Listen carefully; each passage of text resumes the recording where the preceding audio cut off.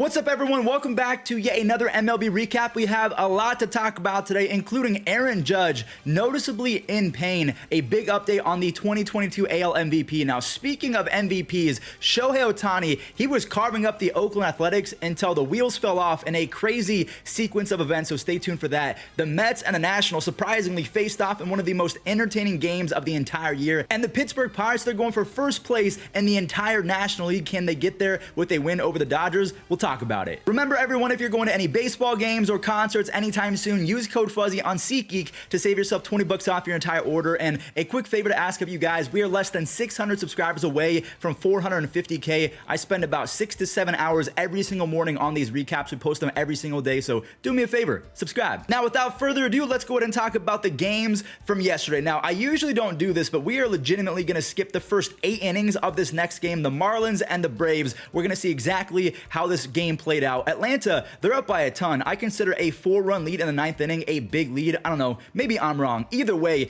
AJ Minter, he decided to suck, to put it plainly. He has both been really nasty and terrible all at the same time as the Braves' brand new closer. This time he was for sure more terrible than nasty. He had 3 singles to Gurriel, Garcia, and Chisholm Jr. to make it a 1-run game, and the veteran Garrett Cooper, he did his damn thing. His 2-run double put Miami out in front, and Dylan Floro, he carved up the Braves' final 3 hitters. He struck out 2 of them for his first save of 2023. The Braves are without a doubt one of the most complete teams in all of baseball, but AJ Minter and Jesse Chavez, they have each blown 2 saves. So they need Raisel Iglesias to get back soon, because I think he's going to be their new closer once he's back and healthy. If the Pirates win this game, they will be the #1 team in all of the National League. So Mitch Keller, he did not let that first inning 2-run single from David Peralta define him or phase him. In fact, I think it kind of made him angry. On top of that, the Pirates offense immediately picked up their pitcher, starting with a Brian Reynolds RBI single. Then you had Rodolfo Castro with the sac fly to tie it, and Jack Sawinski, he continues to flex his stupid talent. He's fast, he plays great defense, he doesn't chase bad pitches, and he's top 2% in barrel percentage. And I really like barrel percentage because Mike Trout has always been top 3 or 4% in barrel percentage, which means that he's consistently barreling baseballs up, which is a good thing if you're a major league hitter. Anyways, Mitch Keller, he dominated the Dodgers after his lineup gave him the lead. He tossed 5 shutout frames after that 2-run first. He made Julio Urias look average, as Keller, he was by far the superior pitcher. 10 strikeouts over 6 innings. He raised his season strikeouts per 9 to 10.1, which is really good for a starting pitcher. Now, speaking of being really good, Connor Joe has been exactly that for the Pirates. 6 doubles, 2 triples, 3 home runs, and a dumb 165 OPS plus. Even Rodolfo Castro has been pretty solid as well.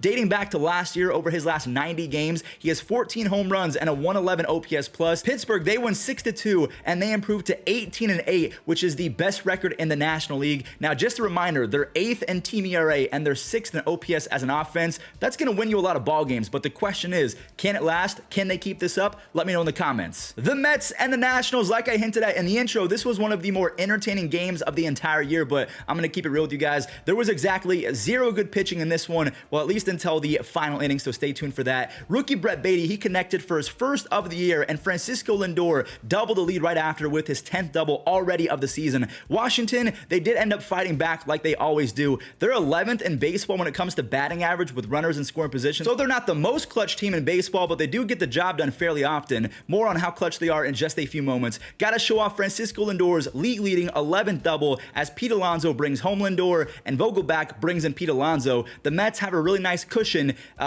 There goes the cushion. I tried to tell you, this Washington offense is pesky. That is a massive home run, a grand slam from CJ Abrams. He has 2 home runs and 8 RBIs over his last 6 games. A huge week from the Soto guys, because if you don't remember, Mackenzie Gore came in the Juan Soto trade, and same with CJ Abrams. Now, the only problem is Washington does not have the greatest bullpen, and they let the Mets steal the lead right back on a game-tying Pete Alonso double, and then they lost it entirely on a Jeff McNeil 3-bagger. He is now hitting .347 over his last 2 weeks after a rough start to the season. David Robertson, he was nasty. 2 strikeouts. He has 5 saves on the year. Honestly, one of the most fun to watch, entertaining games this entire season. And shout out to the Nationals. They're 9-15, so not good at all. But to me, the building blocks are there. They're going to be good in the next few years. The Yankees and the Rangers faced off, a little rematch of the 2010 ALCS. Those were the days, by the way, when Cliff Lee, I think he was still on the Rangers at that point with Vladdy, and then there was Adrian Beltre. Cliff Lee versus the Yankees was always one of my favorite matchups to watch. But anyways, back to present day, where we saw DJ pop off for his 3rd home run. And real quick, I want to check in on his stats because I haven't seen them at all this year. He's got 6 doubles, 3 home runs, and a 134 OPS plus. So DJ, he seems to be back, and so does Gleyber Torres. He has 4 home runs and a 141 OPS plus. And Anthony Volpe, he is proving why he is so valuable. Over the last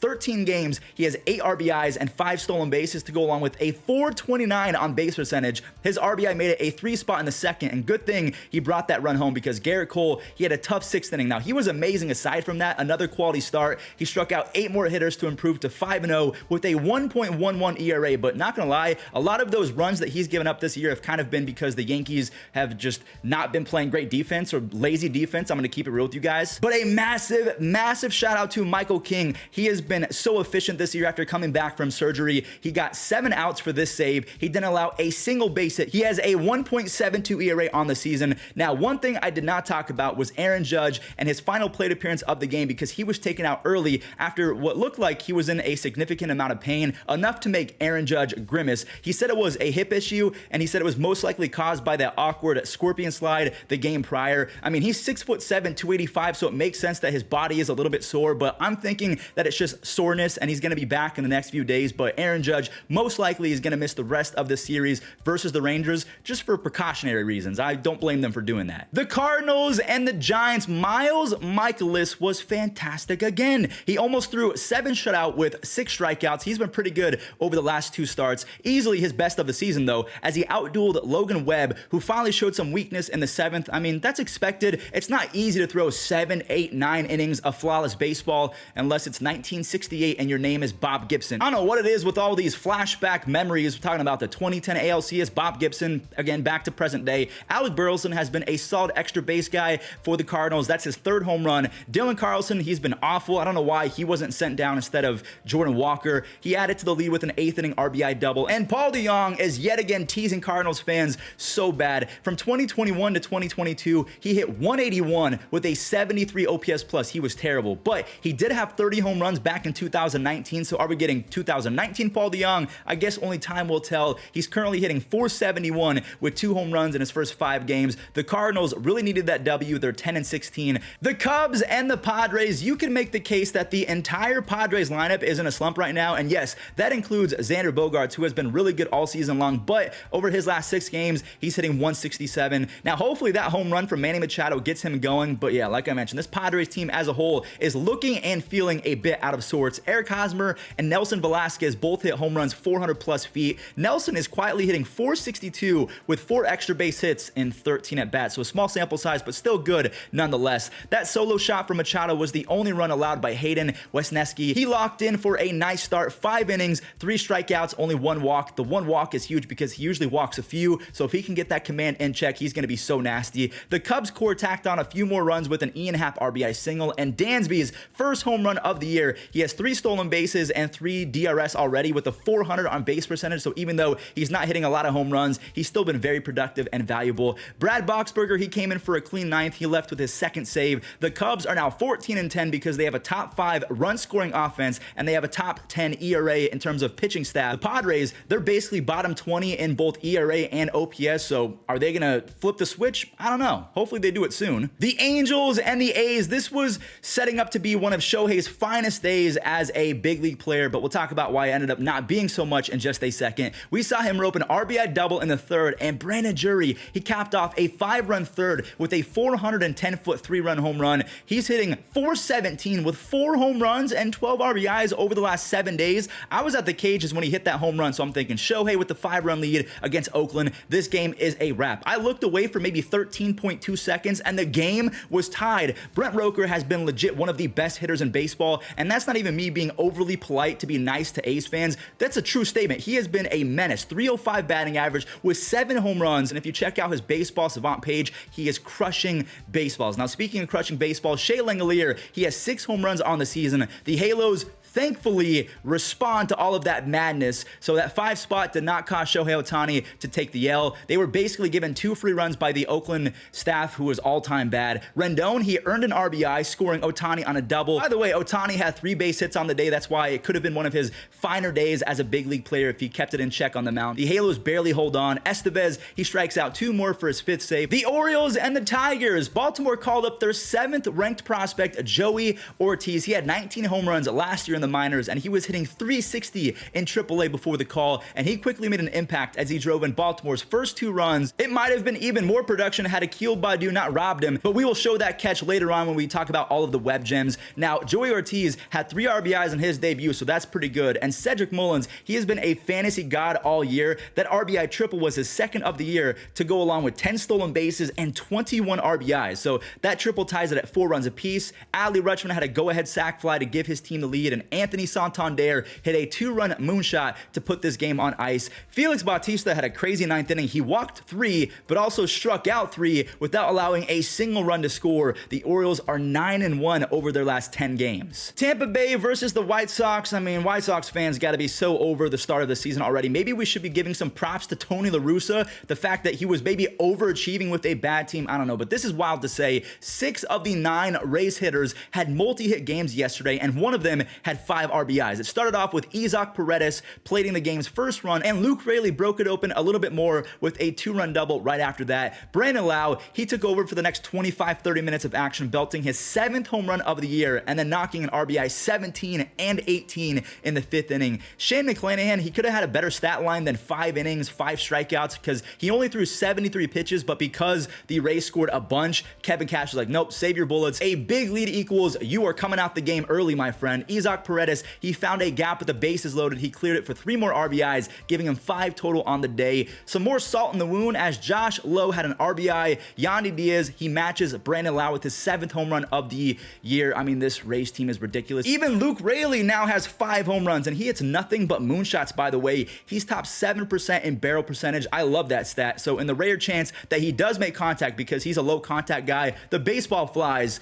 Yeah, Tampa Bay is 21-5. We'll talk about the rest of the standings in just a second. Minnesota was trying to be very nice and not completely light up and embarrass Zach Greinke. They scored a few early on a Trevor Larnach single and then a Max Kepler single. But yeah, that Vinny Pasquantino nuke ran the Twins' cordialness thin, and they decided it was time to raise Zach Greinke's career ERA. Byron Buxton and Carlos Correa absolutely bodied some baseballs, with Buxton's going 419 feet for a 3-run home run, and Carlos Correa, it was a solo shot, but 421 feet. That's a fat 7 spot on Zach Greinke's head. The Minnesota Twins gave their pitcher Tyler Mahle a big lead to work with, but the only problem is he didn't come out for the 5th inning. He has been incredible lately, but he left after 6 strikeouts and 4 innings with some elbow soreness. Now, they did say it was only inflammation, so he should be okay. He should be back, but anytime you talk about the elbow, it is scary. Minnesota's bullpen was not messing around. They shut out Kansas City over the final 5 innings. They allowed just 1 hit the rest of the way. Kansas City has the 2nd worst record in baseball at 6-20. If you had Matt Strahm being Philadelphia's best starting pitcher to begin the year on your bingo card, congratulations, because you are smarter than me. I thought that Matt Strahm was a relief guy because he's played in 207 games as a pitcher, but only 25 of those 207 games have been a start. He got a run in the 2nd off an RBI single from Cody Clemens, and it turned into a double because J-Rod did not hit the cutoff guy, but Cody Clemens has a career 144 batting average and a 41 OPS plus. I genuinely think I could put up those numbers. But anyways, that was an absolutely brutal day at the office for George Kirby, because he wasn't bad by any means. He was actually really, really good, but because Matt Strahm and the Phillies pitching staff was better. They threw a shutout, beating George Kirby's 8-inning masterclass where he had 7 strikeouts, just that 1 run in the 2nd inning. That really has to sting, not only if you're George Kirby, but a Mariners fan. I guess you have to tip your cap to the Phillies staff. Matt Strahm, he went 5 1/3 with 5 strikeouts. The bullpen for the Phillies only allowed 1 hit as Craig Kimbrell, he collected his 3rd save of the year. Seattle is now bottom 20 in almost every offensive category. Now, before we show these standings, I do want to talk about the leaders across all of the stats in Major League Baseball. So Luis Arraez, not really anything in terms of an update in that department. He is still number 1 in batting average. Pitching wins, we have 2 guys at 5, actually 3 guys. Joe Ryan was the first, and then we saw Garrett Cole and Shane enter that 5-win club yesterday. Home runs, we still have Max Muncy at the number 1 spot with 11, with Pete Alonso. Patrick Wisdom, he's kind of in a slump right now, but that's okay. He was so good for so long. He's allowed to be not very good for a few days. ERA, Sonny Gray is now the only guy under a 1 ERA, with Garrett Cole at a 1.11, and Justin Steele, shout out to him, a 1.19 ERA. Adolis Garcia, he had 1 RBI in the last few days since we last talked about him. He's at 29. Pete Alonso, he's coming back for his crown with 25. He's in 3rd place. Josh Hader is number 1 in saves with 9, and you have Romano, Bednar, and Clase all tied for 2nd with 8 saves. Hits, it's still Ronald. Well, actually, he's tied with our friend Bryson Stott with Bo Bichette and Nico just behind. Strikeouts, Zach Gallen has been a absolute unhittable beast over the last few starts. He has a 0 ERA over the last 4 weeks. Stolen bases, you have Ronald out in front by 3, just ahead of Jorge Mateo and Cedric Mullins, along with Esteury Ruiz. I think that Esteury stole 2 bases off of Shohei Ohtani yesterday, and G1 Bay has 10 stolen bases. I did not know that he was that quick, but shout out to Jorge Mateo, by the way,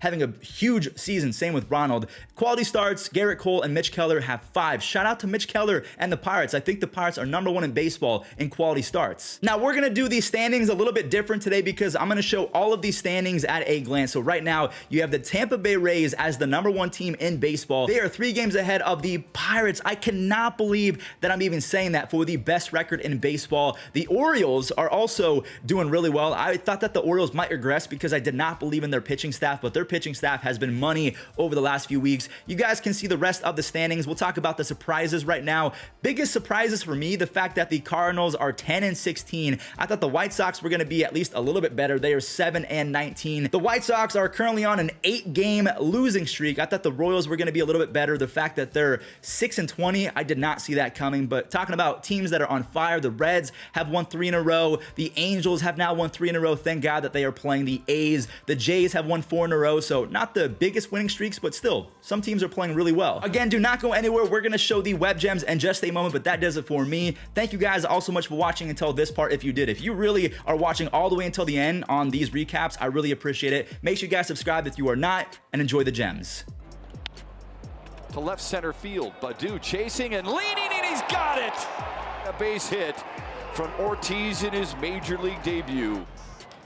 And there's a ground ball headed toward the middle, grabbed, and the throw to first is going to be in time. Franco getting over there from shortstop. 154 for the year. That one driven toward left. O'Neill, long run, still coming, sliding grab. Great play in foul ground. Nonetheless mystifying. Flare to left field. Look out, Trace Thompson being out. What right a catch. What a catch, Steven. Chopped softly to third. Madrigal in between the move. And he got him. That's a big play. Lifts one deep right center field. Carpenter going back and leaps, and he's got it. Brought up here. These are really good.